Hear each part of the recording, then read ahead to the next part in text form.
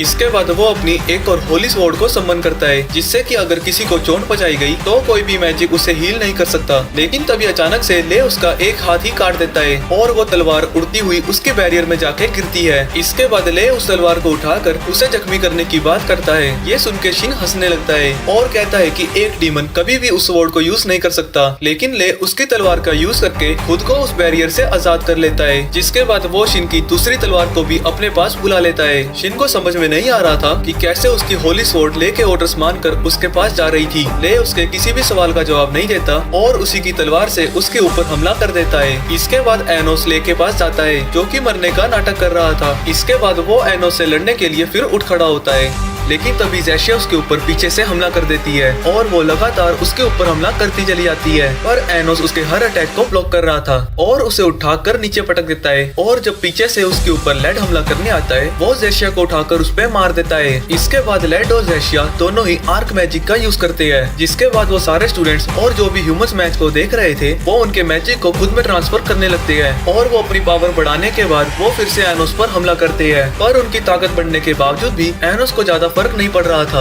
और वो उनके सारे अटैक्स को आसानी से ब्लॉक करता जाता है, जिसके बाद वो खुद भी आस्क मैजिक का यूज करता है और अपनी फैन क्लब की लड़कियों से वही गाना गाने को कहता है। जब वो गाना गा रही थी, उनका मैजिक एनोस को ट्रांसफर होने लगता है। ये देखकर लेड को उनके ऊपर गुस्सा आ जाता है और वो उसके ऊपर एक पावरफुल हमला करता है, पर एनोस उसके हमले को अपनी एक ही उंगली से रोक देता है और वो हमला जाकर उन दोनों को भी लगता है। वो ये देख के हैरान थे कि जब उन्होंने लाखों लोगों की पावर का यूज किया तब भी वो इतने कमजोर हैं और उसने तो गिने चुने लोगों को ही यूज किया। तभी उन सभी को कुछ आवाज आने लगती है जो कि डीमंस को खत्म करने को कह रही थी। ये सुनकर फैन क्लब की लड़कियां भी उसके वश में होने वाली थी कि एनोस सब कुछ ठीक कर देता है। वो आवाज सुनकर मीशा भी एनोस के पास आती है। तभी लेड ज़ेशिया को अपना सबसे खतरनाक हमला यूज करने को कहता है, जिसके बाद वो उड़ती हुई एनोस के पास आती है और खुद को ही तलवार मारकर स्पेल को एक्टिवेट कर देती है और इसकी वजह से वहाँ एक बहुत बड़ा धमाका होता है। और जब वो धमाका शांत होता है, लेड ये देख के हैरान हो जाता है कि एनोस को अभी तक एक खरोंच भी नहीं आई। लेकिन तभी ज़ेशिया फिर से आती है और उसी स्पेल को एक्टिवेट करती है, पर इस बार एनोस उसके कोर को लेने की कोशिश करता है। जैसे ही वो उसके कोर को छूता है, उसे एलेनोर की आवाज आती है जो कि उसे कह रही थी कि सिर्फ वही है जो कि ज़ेशिया को रोक सकती है और वो उसे बताती है कि वो महल के नीचे है। तो एनोस मीशा को उसकी मदद करने के लिए भेज देता है। जब मीशा महल में पहुंचती है, डिएगो उसके ऊपर हमला कर देता है, जिससे मीशा बैरियर बनाकर बच जाती है। पर इसके बाद डिएगो एक दरवाजा ओपन करता है जिससे कि होली लाइट बाहर आती है और उसकी वजह से मीशा बहुत कमजोर पड़ जाती है। इसका फायदा उठाकर डिएगो उसके सीने में तलवार घुसा देता है और इसके बाद वो उसके सोर्स को डिस्ट्रॉय करने ही वाला था कि उसी वक्त एनोस आकर उसे बचा लेता है। इसके बाद वो उसी डार्क मैजिक का यूज करके मीशा को होली लाइट से बचाता है।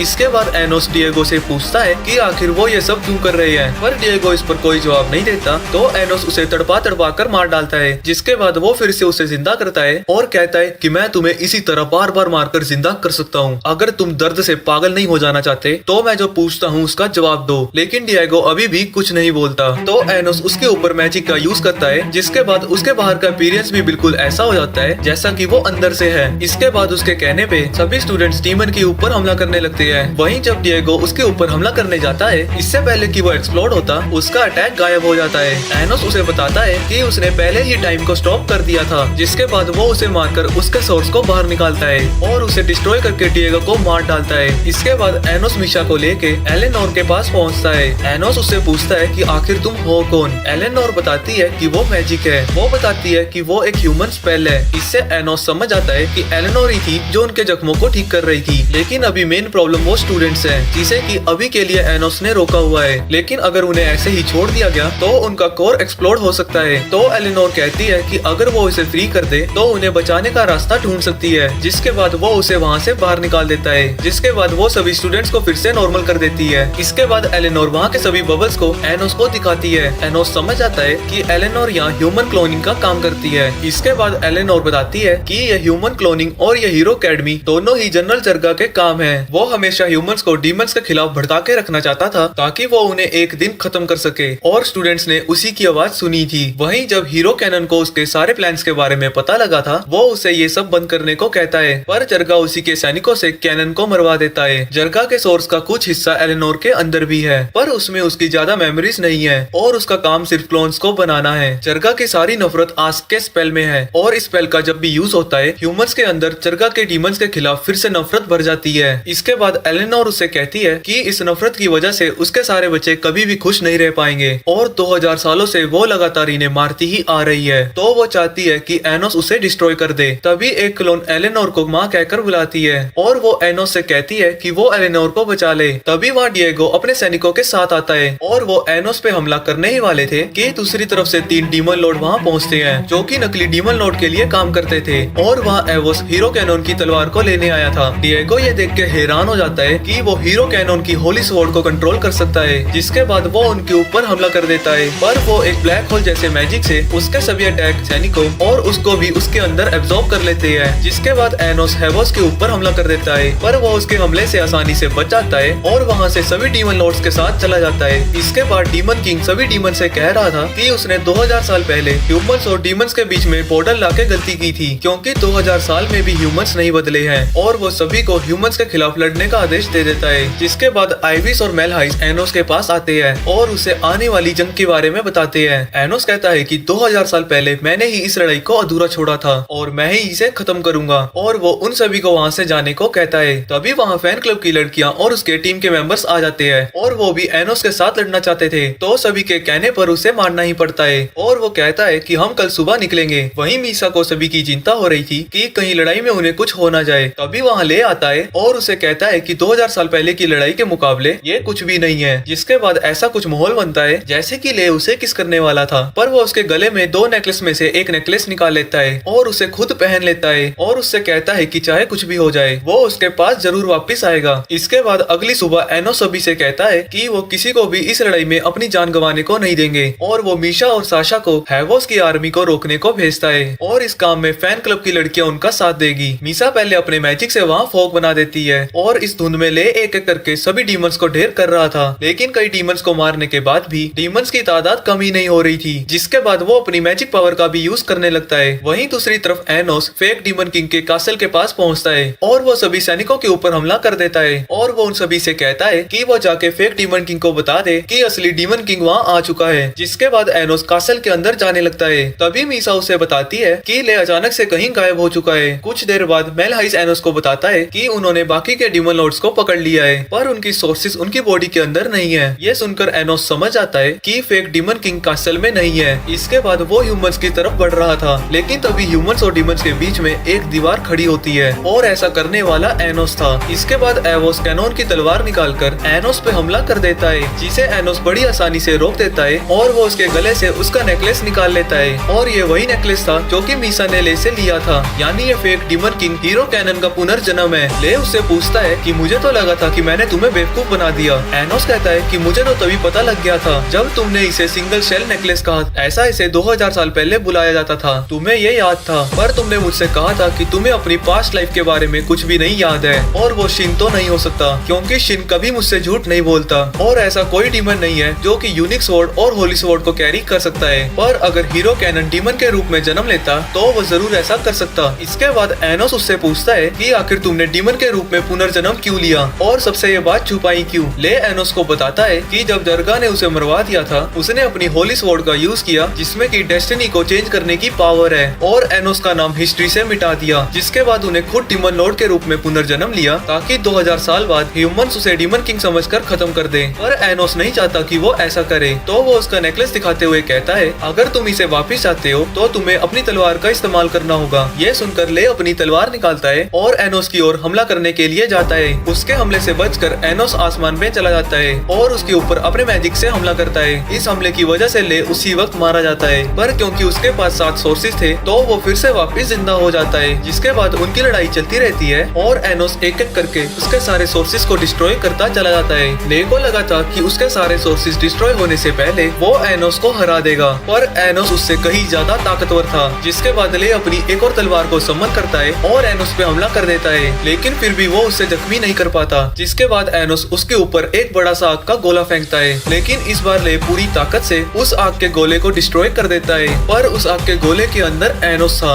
और उसकी तलवार उसके छाती के आर पार हो जाती है और साथ ही एनोस का सोर्स भी टूटने लगता है। इसके बाद एनोस नकली डीमन किंग का भेष धारण कर लेता है और वो ब्लैक मैजिक की वॉल भी हटा देता है। ये देख के सभी लोगों को लगता है कि हीरो कैनन के पुनर्जन्म ने फेक डीमन किंग को मार डाला है। ये देख के ले दुखी हो जाता है कि एनोस ने फिर से अपना ही सेक्रीफाइस कर दिया ह्यूमंस और डीमंस के बीच में पीस लाने के लिए। इसके बाद एनोस डीमन से कहता है कि वो ह्यूमंस पे तब तक हमला नहीं करेंगे जब तक वो पुनर्जन्म लेके वापस नहीं आ जाता। और ले को उसका नेकलेस वापस करने के बाद वो अपने सोर्स के साथ गायब हो जाता है और ले भी ह्यूमन से कहता है कि डीमन किंग मर चुका है और वॉर भी खत्म हो गई है। ये सुनकर सभी ह्यूमंस अपनी तलवारें वापस रख लेते हैं, लेकिन डिएगो को गुस्सा आ जाता है और वो कहता है कि ले कोई हीरो नहीं है, वो एक डीमन है, हमें सभी डीमंस को खत्म करना होगा। लेकिन कोई भी सोल्जर उसकी बात नहीं सुनता, तो वो सेशिया की 10,000 कॉपी को सेल्फ डिस्ट्रक्ट की कमांड दे देता है और सभी डीमंस को डिस्ट्रॉय करने को कहता है। एलेनोर उसे ऐसा करने से रोकती है, पर डिएगो कहता है कि सिर्फ एक डीमन के मरने से 2000 साल पुराना बदला पूरा नहीं हो सकता। इसके बाद उसके अंदर से जरगा की स्पिरिट बाहर आती है, जिसके बाद वो आस्क मैजिक का यूज करके वहाँ मौजूद सभी ह्यूमन से मैजिक एनर्जी लेता है और जरगा वहाँ एक जाइंट के फॉर्म में आ जाता है। ले उसे अपनी होली स्वॉर्ड से डिस्ट्रॉय करने की कोशिश करता है, पर उसकी ये बॉडी कई सारे ह्यूमंस की नफरत और मैजिक एनर्जी से बनी थी, तो वो भी उसका कुछ नहीं बिगाड़ पाता। इसके बाद वहाँ साशा और मीशा आती हैं और आइविस मैजिक का यूज करके उन्हें वापिस से एक इंसान में बदल लेता है, जिसकी वजह से उनकी मैजिक पावर कई गुना बढ़ जाती है। लेकिन इसके बावजूद भी वो जरगा के सामने काफी कमजोर साबित हो रहे थे। जिसके बाद वो फिर से उन सभी क्लोन्स का self destruct destruct mode activate कर देता है, जिसके बाद वो सभी डीमंस को डिस्ट्रॉय करने के लिए आगे बढ़ने लगते हैं। ये देख के वो सभी उन्हें रोकने की कोशिश कर रहे थे, पर उन सभी को रोकने के लिए उनकी तादाद बहुत ज्यादा थी, तो वो चाहकर भी सभी ज़ेशिया को रोक नहीं पा रहे थे। इसके बाद जरगा उन सभी को एक्सप्लोड करने ही वाला था कि तभी अचानक से वहाँ एक रोशनी आती है और वो सभी की सभी डीएक्टिवेट हो जाती हैं। और इस कारनामे के पीछे एनोस था, जिसने कि खुद को फिर से रिवाइव कर दिया था। जरगा ये देख के हैरान था कि वो कैसे जिंदा है। एनोस उसे बताता है कि वो ओरिजिन मैजिक का यूज करके अपने एनिमी के अटैक पे वो ओरिजिन पॉइंट सिलेक्ट कर सकता है और खुद को रिवाइव कर सकता है। हाँ, बस इसके लिए उसे पहले से पता होना चाहिए कि उस पे हमला होने जा रहा है। ये सुनकर जरगा खुश होता है कि एनोस ने खुद ही उसे अपना सीक्रेट बता दिया था और अब वो अपना बदला अपने हाथों से ले सकता है। इसके बाद वो पूरे ह्यूमंस के ऊपर अपना आस्क मैजिक यूज करता है और उन सभी की मैजिकल एनर्जी खुद के लिए ट्रांसफर करने लगता है। इस पावर की वजह से वो एक बड़े से आर्मेड वॉरियर में ट्रांसफॉर्म हो जाता है। वो अपनी तलवार से एनोस के ऊपर हमला करता है, पर तभी ले बीच में आकर उसे रोक देता है, जिसके बाद जरगा फिर से उनके ऊपर हमला करने जाता है। पर इस बार ले और एनोस साथ में मिलकर लड़ रहे थे। एनोस अपने मैजिक से जरगा को जकड़ लेता है और ले भी उसके हमले से बचकर उसके ऊपर हमला करने जाता है, पर तभी जरगा जंजीरों को तोड़कर एनोस के ऊपर एक जोरदार हमला करता है। इस हमले की वजह से वो दूर जाकर गिरता है और उसकी हालत काफी बुरी लग रही थी। ये देख के जरगा कहता है कि तुमने अभी अभी जन्म लिया है, तुम अभी इतने ताकतवर नहीं हो कि तुम मुझे हरा सको।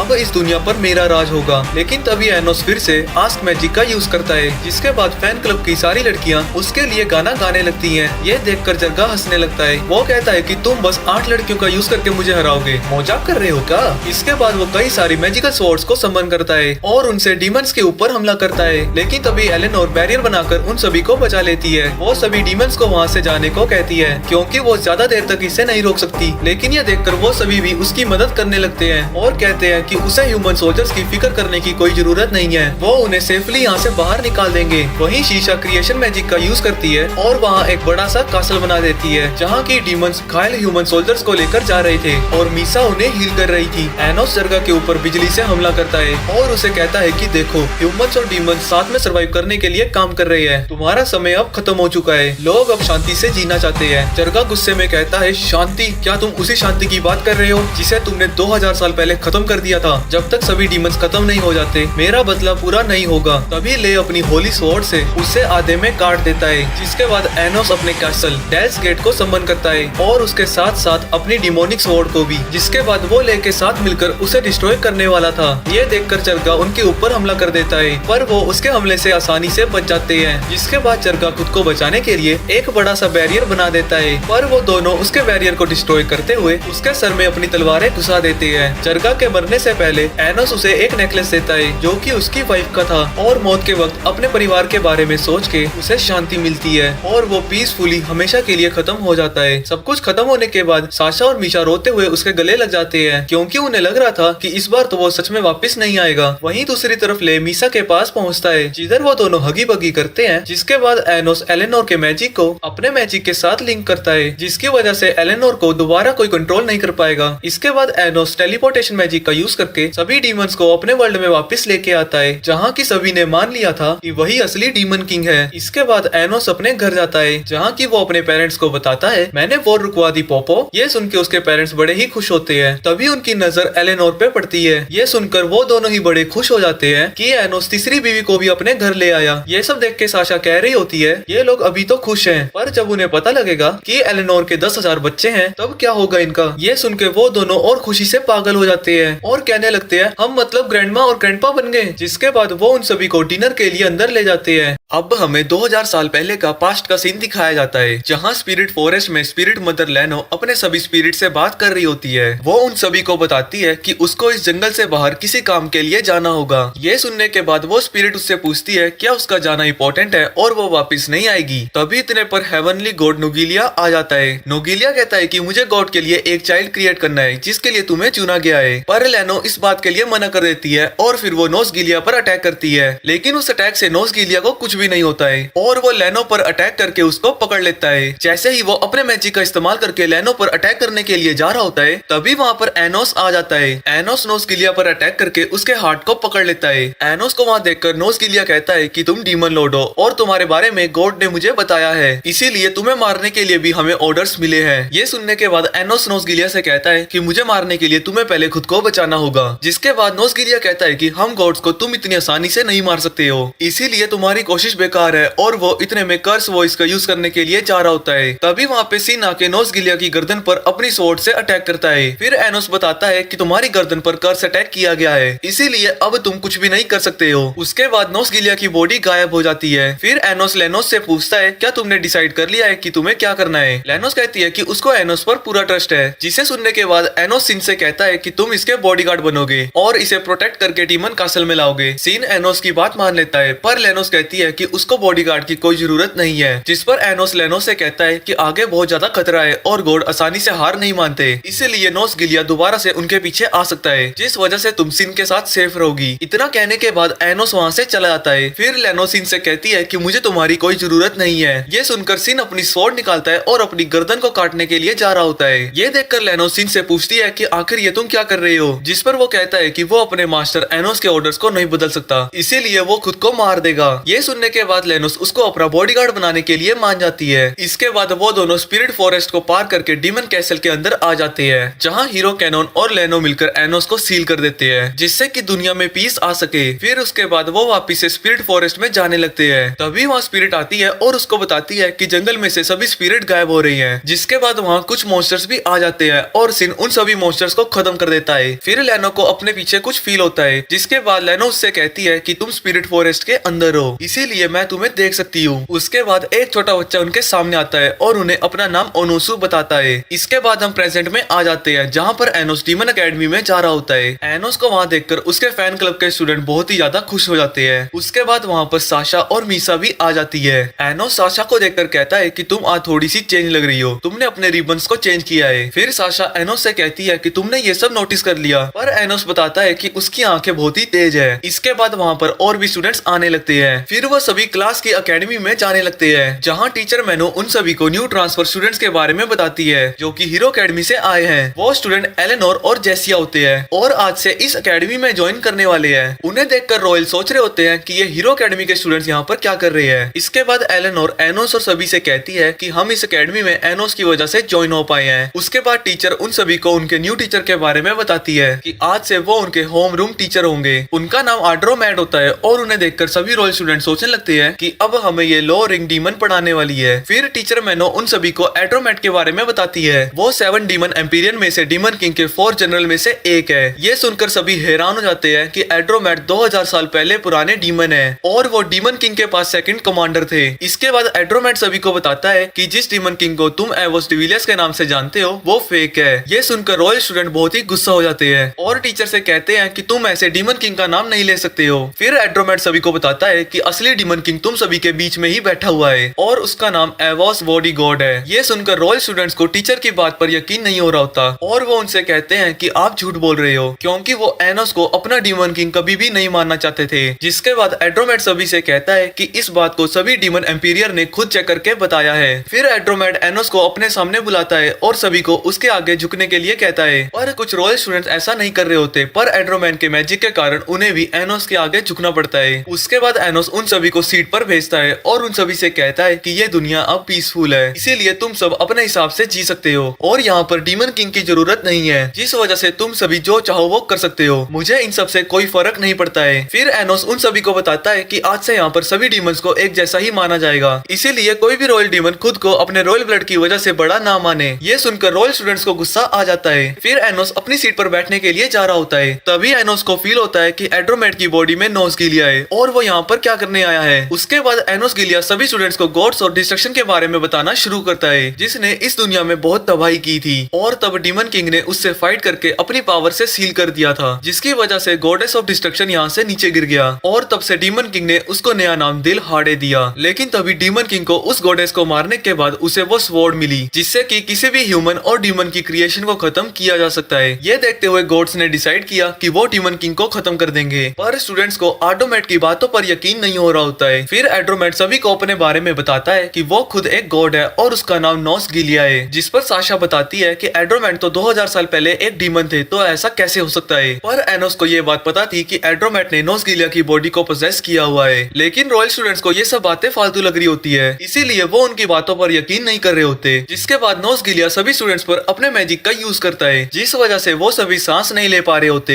एनोस नोज़गिलिया से उन सभी सभी को छोड़ने के लिए कहता है और बताता है कि तुम्हें इन्हें मारकर कोई फायदा नहीं होने वाला है। जिस पर नोस गिलिया एनोस से कहता है कि तुम्हें खत्म करने के लिए गॉड्स ने न्यू ऑर्डर्स दिए हैं, इसीलिए तुम्हें गॉड का नया चाइल्ड खत्म करेगा जो कि इस एकेडमी में है। जिसे सुनने के बाद एनोस अपनी डीमन स्वॉर्ड को बाहर निकालता है। उसको देखकर नोस गिलिया एनोस से कहता है कि इस स्वॉर्ड से तुम मुझे खत्म कर सकते हो, क्योंकि इस स्वॉर्ड में इतनी पावर है कि ये किसी भी लॉ को नहीं मानती है और इससे दुनिया को तबाह किया जा सकता है। नोस गिलिया एनोस से कहता है कि तुम ऐसा कुछ भी नहीं करने वाले, क्योंकि तुम्हें एक पीसफुल दुनिया अच्छी लगती है। पर तभी एनोस अपनी स्वॉर्ड से नोस गिलिया पर अटैक कर देता है और उससे कहता है कि तुम इस वर्ल्ड को अपनी शील्ड की तरह यूज करना चाहते हो, पर मुझे इन सब से कोई फर्क नहीं पड़ता है। उसके बाद एनोस उसको दोबारा से रिवाइव करता है और कहता है कि तुम यहाँ पर जिस काम के लिए आए हो उसे पूरा करो। फिर नोस गिलिया दोबारा सभी स्टूडेंट्स को पढ़ाना शुरू करता है, जिस पर साशा पूछती है कि ये सब क्या हो रहा है। तो एलेनोर बताती है कि गॉड्स एक डिफरेंट वैल्यू होती है। जिसके बाद निशा पूछती है कि आर्ड्रोमेट अभी भी डीमन एकेडमी में क्यों पढ़ा रहे हैं। फिर रे बताता है कि गॉड्स अपना प्रॉमिस नहीं तोड़ सकते,